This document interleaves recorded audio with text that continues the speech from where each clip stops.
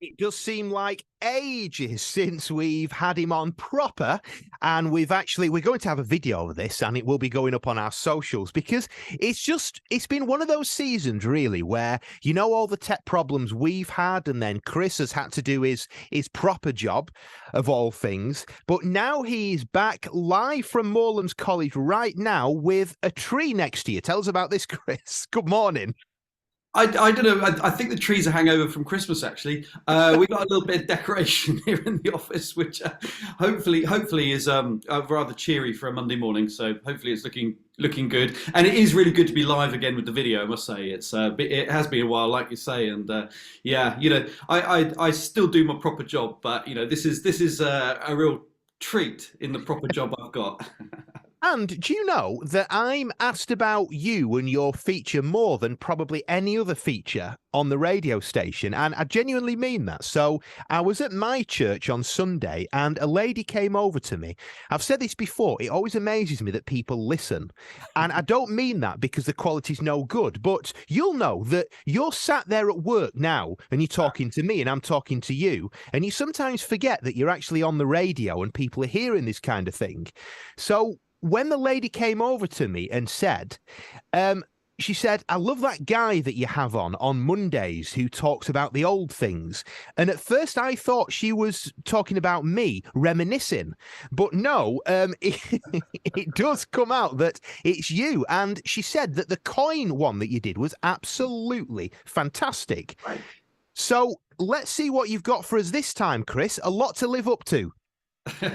Okay, well, I'm going to make it really hard because we've got the video. I thought I'd really, really test you on this one. Okay, so those listening, Gareth, if you want to describe what I'm about to show as best you can, and we'll see if we can guess what it is. I will just tell you before I show it to you. This is a replica, a small-sized replica of something that I found. It's 3,000 years old, the original, and the original is about 3 foot high, so it's a lot bigger. But this is an accurate, smaller-sized replica. Like I say, it's 3,000 years old. Oh, okay. And this was done on a 3D printer. Just those watching on the video later will see it's Hang on a minute. stone. It's volcanic stone. But anyway, can you describe that, Gareth? Well, I was about to say, who has been 3D printing you things behind my back? Well, I've got loads of 3D printers. The only person I could find good enough to do it lives in New Zealand. I could have knocked you one of them up easily, Chris. I did. I have to say, this was done before I met you, Gareth. So let me just add that. Okay. Oh, you're backtracking now, aren't you? This is about 3 years ago. We found this in 2019 as part of an excavation in Galilee, near to the Sea of Galilee. And like I say, the original's 3 foot high. The person who did the 3D printing took about 400 photographs of it. And then with those 400 photographs and whatever it is, CAD design software or whatever, he was able to recreate the 3D image and then set his 3D printer going. If I could get the files to you, Gareth, I could get another one done, couldn't I? Certainly could. And some may say a lot better quality as well. So what Chris is holding up, it can only be described as, I suppose that would have been made of stone. Yes. When you found the original one. And it's got, so think of it almost like, I can't really explain what the shape of it is. It's almost a bit like a foot, but without the toes. So you've got a thin bit and a fat bit. I'm not doing very well here. And on top of it is probably the most significant thing. It looks like a stick man. If you were to draw a stick man with a tail, yeah, and you did the typical round head, you did the stick body and the arms and the legs and that kind of thing. So to me, this looks like, you say the size of it would have been about 4 foot. Yeah, yeah. So I'm wondering if this was some sort of sign. I'm wondering if it was some sort of, maybe not a sign, because I don't know why, but I wouldn't imagine they had signs in those days. Presumably you would have had signs to tell people to do or not to do things. So maybe they did. But this, I imagine it was a marker. It was something on a journey that you would see and you'd know that you're there or you're approaching. Maybe it's some sort of distance marker. So if you can work out what I'm trying to describe, then you're probably doing a better job than I can do because I've confused myself now. But the WhatsApp number is 0161 511 9555. If you hadn't have said that the original one would have been 4 foot, I would have said it was something for printing, maybe. Maybe it was something to print onto parchment, that kind of thing. Too big for that. Yeah, that's a good suggestion, but it's too big for that. But you've given, I mean, I must say, you've given a pretty good description there. And some along the right lines, your interpretation. Interesting. Well, if you would like to get in touch and tell us what you think that is, I can't promise there'll be any prizes, but I can promise you that we'll give you mention. And don't ever think that it's a wild guess and think, oh, it sounds stupid, because, I mean, have you just heard my description? 0161 511 9555. We'll have the answer from Chris in just a moment.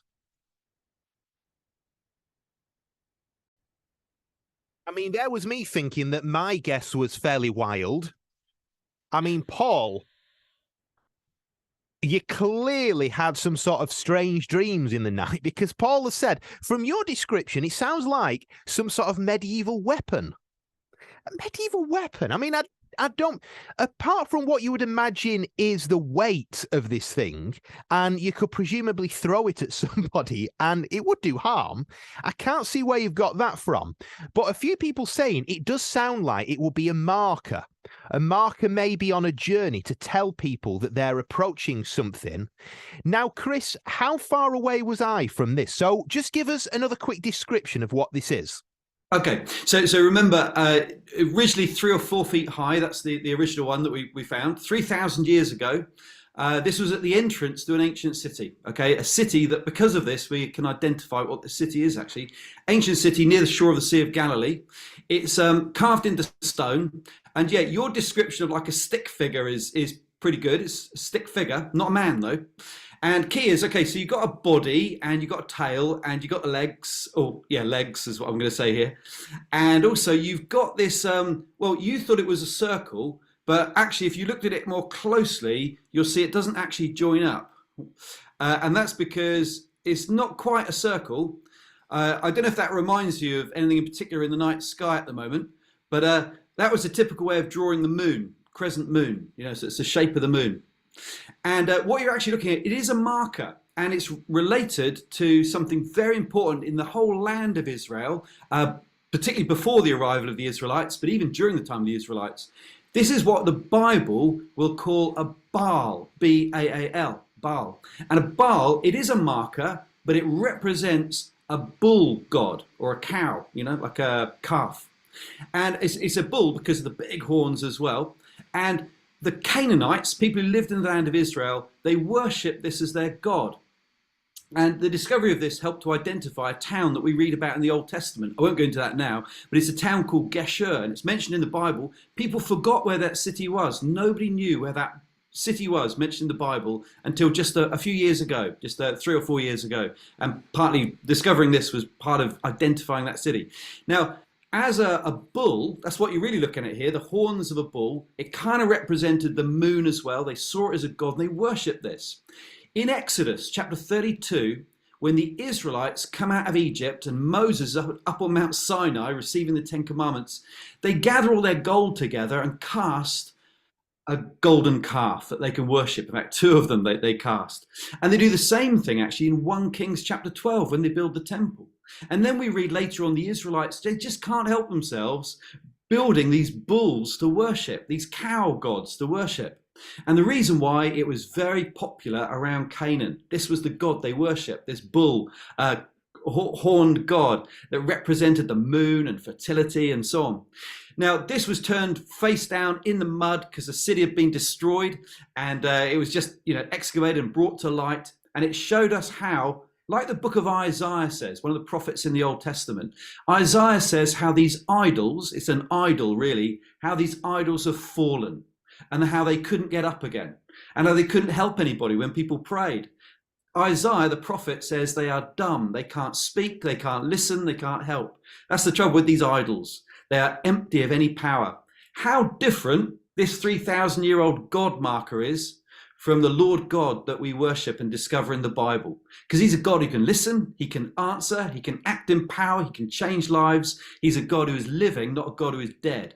He's a God you can't represent on stone because he made all the stones of creation.